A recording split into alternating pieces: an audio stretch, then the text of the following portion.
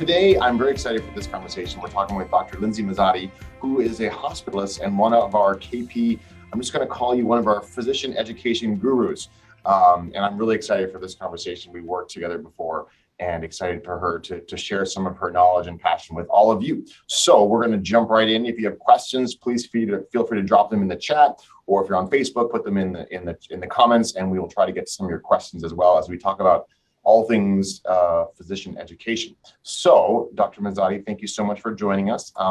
Let's start by just telling us who you are and what you do. Thanks, Alex. I'm excited to be here.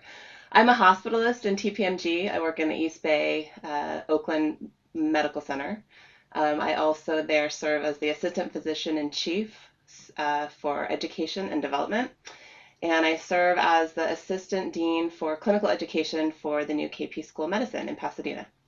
Awesome. Sounds good. So a little bit of education everywhere, the whole spectrum. Yeah. So tell us, we obviously have a number of residency and fellowship programs within the entire KP system. How many education programs or residency and fellowship programs do we have? How many physicians do we train each year as an organization? It's actually a ton. So we did the math recently and kind of looking broadly across Permanente and KP in general. We have essentially different regions have different numbers. So we've got 19 residencies and 14 fellowships in Northern California, 19 and 16 in Southern California, and 1 in Washington and 1 in the Mid-Atlantic. So a huge representation. It totals over 900 of our own residents and fellows, and then an additional 2,000 residents and fellows rotate through our medical centers nationally every year. So huge footprint, actually. Wow, that's amazing. I guess I should give for our audience disclosure that I did my residency and fellowship here at KP as well too. So I'm a product of all of the work that you and many people have done. So I don't know if you should be proud or embarrassed. I'll leave that up to you. Now education is obviously not just residency and fellowship. We obviously have undergraduate medical education. We have continuing medical education. So KP has a huge footprint when it comes to all of those pieces in the whole continuum of education. So tell us more about the undergraduate and particularly the new Bernard Tyson Kaiser School of Medicine, and then also some of the continuing medical education work you're doing for physicians after practice and the rest of their career. Thanks. Yeah, you mentioned it's really this continuum. Like, it starts in the pipeline. So thinking about how we even bring people into medicine and reach sort of into high school, community college, and bring them forward. Our medical school is awesome. We are just starting our 3rd class, so we're going to have 3 years of students. We have about 50 students a year. The program is really innovative. It's very early clinical immersion. Just an awesome school. If you haven't gotten a chance to spend any time in the building in Pasadena, it's stunning with amazing sim lab and this very modern approach to anatomy. And then, our students there are really out and they're getting all of their training in our medical center. So I think that's what's so amazing is they're basically imprinting with kind of the way that we practice medicine in KP. And then CME, you continue through residencies, fellowships. It's kind of one long path and journey where we're practicing the same skills, but really thinking differently about how we become competent doctors. And that competence has to be fostered in continuing medical education too. And so it's really important for us to be focused on what kind of products we want our learners to be, and then what we're focusing on for our physicians as well as they're in practice for 30 years. Yeah, that's such a great point. I remember the moment, it was almost like a light bulb went off during my intern year, actually, a residency, when I realized that I would be learning for the rest of my life and the rest of my career. And for me personally, that's really exciting. Like that's the challenge, but also the thing I love best about medicine is, especially in family medicine and primary care, literally things are changing sometimes week by week, month by month, and constantly staying up with the latest information and learning and learning how to learn and relearn as you go throughout your career is really exciting and really fun and can be overwhelming at times. But I must admit that being part of KP and an organization that values that education and makes it easy to get that education is really wonderful as well too. So. But I think especially once you get through med school and it's not for grades anymore, and you get that kind of growth mindset of like, oh, this is forever. Now, how do I want to approach my learning, and what do I need, and then how you become an independent learner. Yeah, absolutely. Absolutely. Tell me about, from like an organizational point of view. I mean, tell us what the value is to KP as an organization to be involved in all these different, the whole continuum of education, and also what it means for our community and the patients we serve. That's a great question. So I kind of go back to the equation that we think about for value, right? Which is benefit over cost. And when we talk about, the value of medical education, I think we're really talking about the benefit over multiple, it's kind of a spectrum. So thinking about our learning outcomes, like what is the benefit to the learners, thinking about the impact of being a teacher and an educator on faculty, right? Our doctors really thrive when they're teaching and educating. It kind of keeps things current. It's really helpful when it's stressful to see that there are people who want to do what you're doing and are so excited about medicine. And then kind of that benefit to just the greater good in the organization. So what do we have that we can teach to the learners who touch us, whether they're staying with us for several years or kind of going on in the future? What are the principles of Permanente medicine that they can take forward into the next institutions? We kind of roam around, and so if we're really thinking about, if we feel that we provide, an incredible integrated care delivery system to our patients, then what can we provide our learners so they can help propagate those principles and values forward? Yeah. I mean, I think for me personally, as a Permanente physician, I love the fact that we are really evidence-based, right? We follow the science and we follow the data, and it's constantly changing and evolving.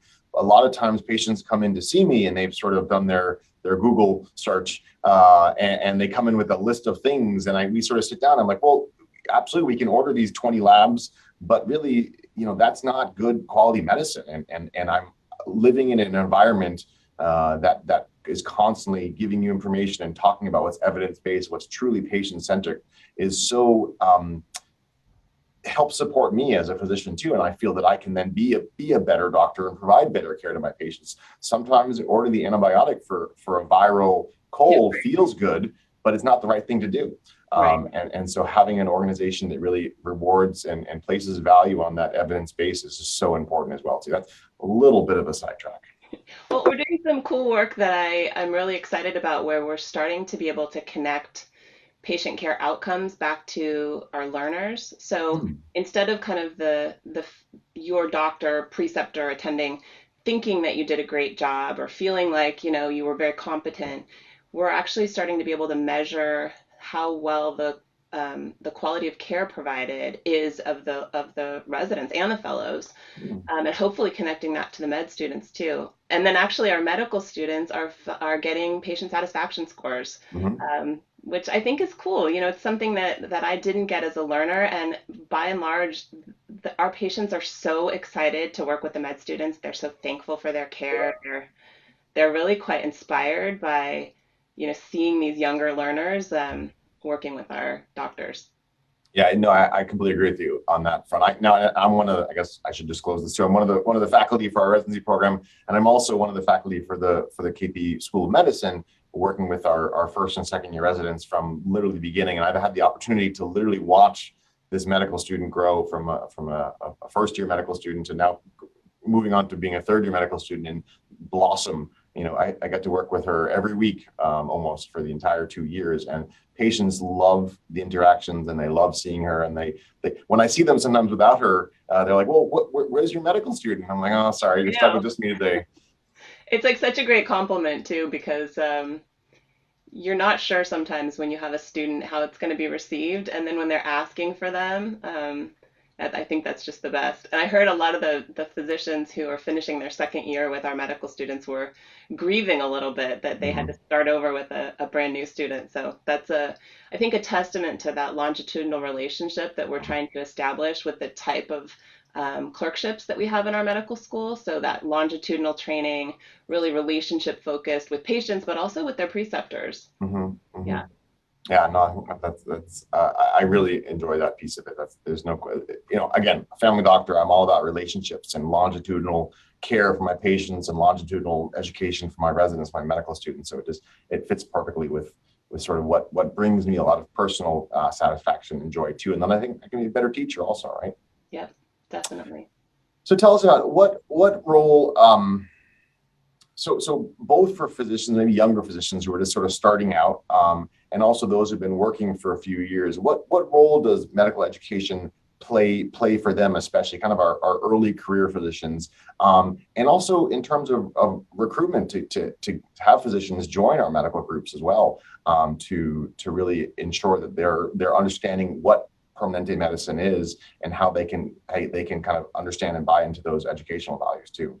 Yes, I think that's really part of that value equation, right? When you think about recruitment and retention, um, we're reaching into so many different places, not just to think about, our residency programs and our residency recruitment, but to think about our future workforce. So when we look at some of the data from 2019, which was actually pre-COVID, that came out from the AAMC, there are all of these workforce shortages that are um, anticipated, and they're potentially worse than we thought they were, particularly primary care, but also surgery and some other fields. So we want to be building programs that are enticing, outstanding learners, but really also uh, underrepresented in medicine, really diverse learners. We want to be geographically diverse, and think about how we're going to have, especially our primary care workforce supported. So a lot of the things that we do for medical school and for residency recruitment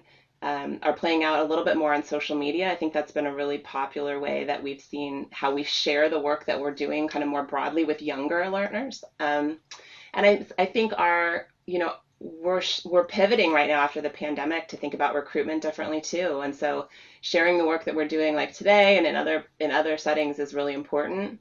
And then to retain our docs is that's critical for us. And we want people to have really long, you know, amazing careers with Permanente medicine. And so where you can sprinkle in education, I think you just like you said, right? It's joyful, and that that can feel new in a practice that's starting to feel like you're doing a lot of the same things. Um, and it can be challenging in a great way, and sometimes in a time way in In a terms of challenge, yeah. just busyness, right? Yeah. Well, one of the reasons I took my current job, actually, when I first started working here, I wasn't one of the core faculty, but I knew I'd be in literally in the same clinic as the residents, and just having that energy and having them be around. And I knew that I wanted to teach at some point, and so that was a big part of the reason I decided to stay where I am as opposed to working in another clinic or another area. Um, Again, because it is professionally fulfilling and satisfying. And as I said before, having learners around like sort of makes you a Jedi master. They're, oh, shoot, they're going to ask me about the Krebs cycle. I better look it up real quickly, and things which you don't necessarily always think about on a daily basis too. Or So you're teaching them how you look things up in real time. You're like, that's a great question. Let me show you how I would up to yep. date that question you just asked. Exactly. You could kind of touch on my next question also a little bit about the workforce shortage, particularly in primary care. How is KP looking at the different residency and fellowship programs we have in particular, and also recruitment for our medical students? We know that underrepresented individuals in medicine, maybe slightly older learners, non-traditional students, are more likely to go into primary care. How are we thinking about that from recruitment and sort of the workforce shortage, even from admission to medical school versus residency, and the number of programs we have as well too? That's a great question. Our school has a very different admissions process. So, Dr. Lindia Willis-Jacobo is our Dean of Admissions for the school, and she's taken a really different approach to how we're recruiting. So, looking holistically, trying not to look essentially at GPAs and test scores, thinking about the whole person that's coming into their medical career and what they're bringing to the table. I think that goes a long way. And I think that our brand for KP actually carries itself really far. A lot of our students have been Kaiser Permanente members and have grown up, we're born at Kaiser Permanente because we have such a large, you know, such a large platform. So I think looking very holistically at the people that we're going out to find for our medical school, for our residency programs, being in places that we haven't traditionally been, states we haven't traditionally been in, um, service organizations that we, are partnering with, and national meetings and things like that have been really important.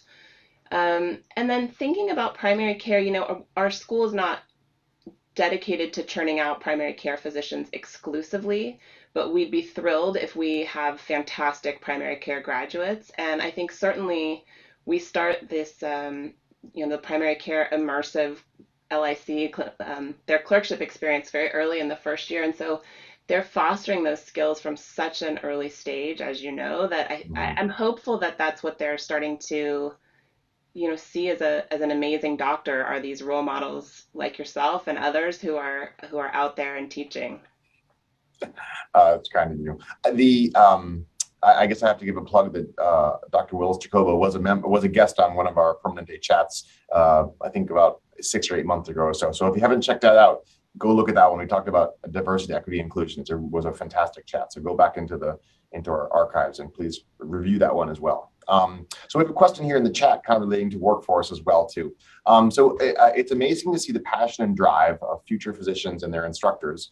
We're hearing that burnout is real and a pressing issue, and clinicians are seeking relief by cutting down hours, et cetera. What is changing about the residency and the medical school curriculum, preparing them for these sort of unpredictable and unprecedented scenarios as we enter really a new phase of medicine here, kind of in the I don't want to say post-pandemic, the peri-pandemic phase, right? Yeah, peri. That's a great question. I look back at medical school, and I think I heard a talk on this by a UCSF professor yesterday, actually. And it was kind of this idea that you either had it or you didn't. And that might mean resilience and that might mean knowledge, but it certainly meant that you kind of didn't have this idea that you were developing skills, not just your clinical skills, but how you kind of maintain yourself. That was not part of what we talked about in medical school. I'm guessing it probably wasn't part of what you talked about in medical school. And I think schools now, led kind of nationally by a lot of calls for reform from some of our larger organizations, are thinking differently about wellness and well-being. So that's kind of a driving force that I think it's shaped some of the work we do in our residency programs. It's shaping the work that we're doing with our medical students. They're doing a lot of coaching, both in both the UME and in GME, to try to build resilience. And I think that focus that it's a long career and it can be a hard career is a message that it's not sugarcoating. I think people are coming in with more open eyes and more skills to tackle some of the tougher times. Yeah, I think. So there's two things you said there I want to respond to. The first thing is, I always tell my patients and show my patients I am a human being first and foremost, and second of all, am I a doctor, right? I remember in medical school I felt like I had to be sort of very like Norman Rockwell type doctor, right? White coat, press tie, like very formal. And then I'm kind of a goofy individual, as I'm sure, as you know, and most of our audience knows.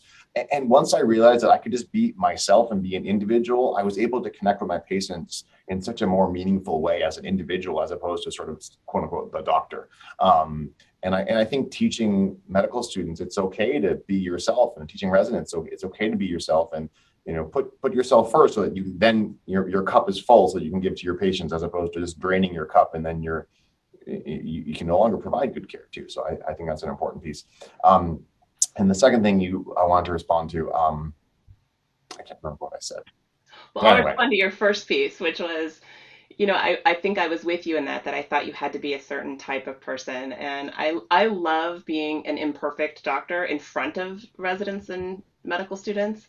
And even just kind of seizing those moments where you're hearing the stories, and it takes that little extra time, but like talking about a book with a patient, laughing about something that's happening, sharing that piece. And then, I think so much of what we do is actually bringing people together. And I think it's a huge privilege. And I think you have to seize those times to share that, or you're not kind of getting that whole experience of medicine that I think is so important to keep us going.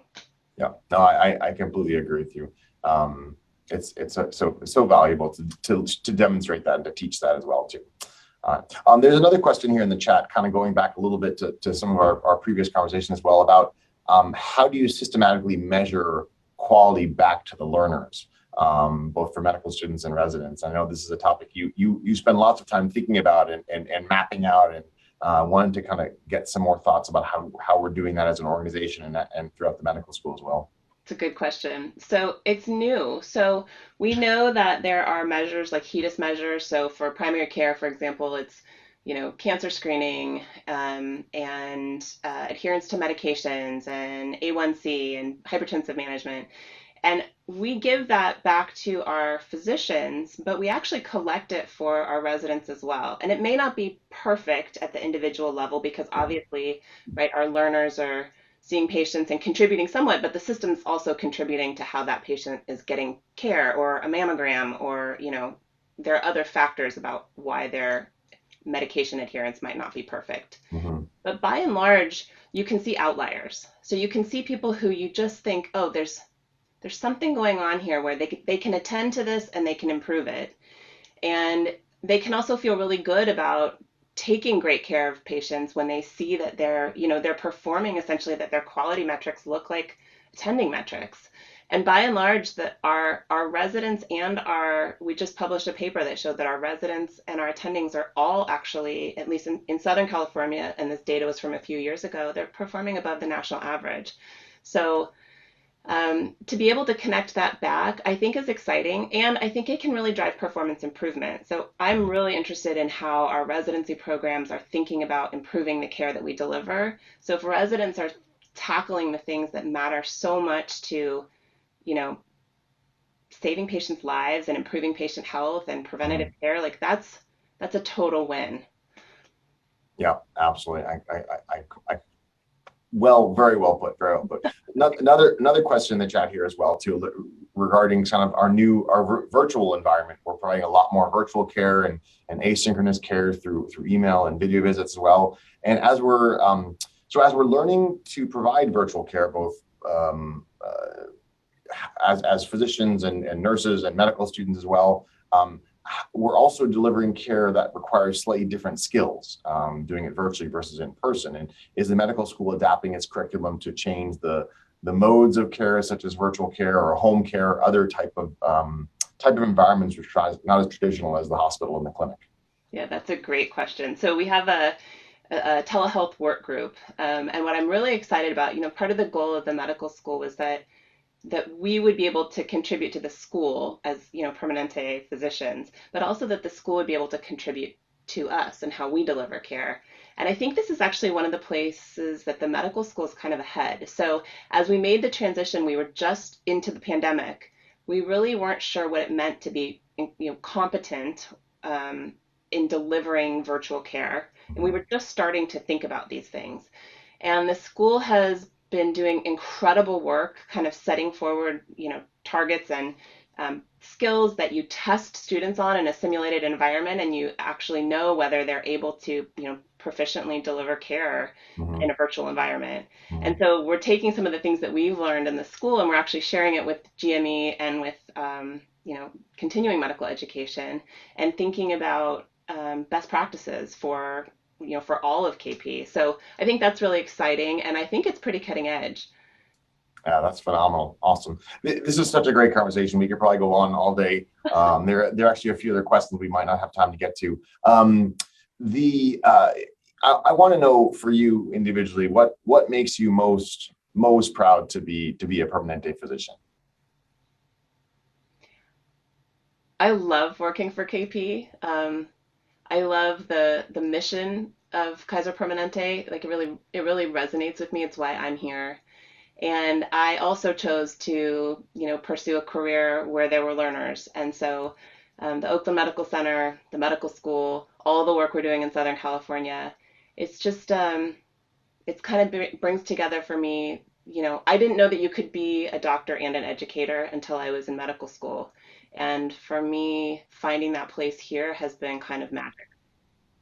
That's such a good answer. That actually, okay, I'm going to ask you one more question. I'm sorry. I know I said that, but your answer actually ties beautifully into this next question, actually, about, it talks about, the teamwork happening between the medical school and KP's physicians as well, too, because it's a very unique environment, right, where you have thousands of physicians who all work for an organization which also has a medical school, as opposed to a more kind of traditional academic setting where there's the medical school and then a bunch of other doctors who are necessarily independent or somewhat affiliated. How do you think being within KP, maybe there's good and bad here, and the teamwork that has to go in between the K and the P, so to speak, as well as the medical school and the medical groups as well. Any thoughts there? Lots of thoughts. It's a bit of an arranged marriage. It is something that's kind of coming forward. And with many new schools, you sort of see this, that you're sort of building something as you go, right? You're building a plane as you fly it. So I think the most important things for us are to continue to remember, what we're here for and why we're doing this work. But that's really, I always like to go back to that value. Like, what is the benefit? What's the benefit of the school to the organization, of the organization to the school? And there will be bumps. I think it's that sort of shared commitment. It's the passion for learning and education. And I think keeping our eye on the big picture, which is this is really good for Kaiser Permanente in my mind, because we're out in different places for having a medical school than we might have been before. And I think we're recognized differently nationally for the work that we're doing in medical education. So I think it's very exciting. I don't think we're through some of the growing pains. I know those will be there. But we have, I think, we're rounding, 900 clinical science faculty now, and Wow. they are not just in Southern California, they're in all regions. And when you look at those numbers, that's a high percentage of physicians who are working just with the medical school. That doesn't include our residency, educators. So it's not a small number of people who are doing this work, and it's a big part of the work that people do who are really passionate about it. Awesome. All right, and with that, we'll wrap it up. Thank you so much, Lindsay, for joining us. It's been a wonderful conversation. I really appreciate your time. It's been great. Thanks, Alex. See you soon. So our next chat, for everyone out there, we actually don't have our next chat scheduled yet, but make sure you sign up for the Permanente Medicine newsletter so you can get notified, or like us, our Facebook, Permanente Medicine Facebook page, so you can get notified when we go live next time. We'll see you all soon. Thanks again. Thanks.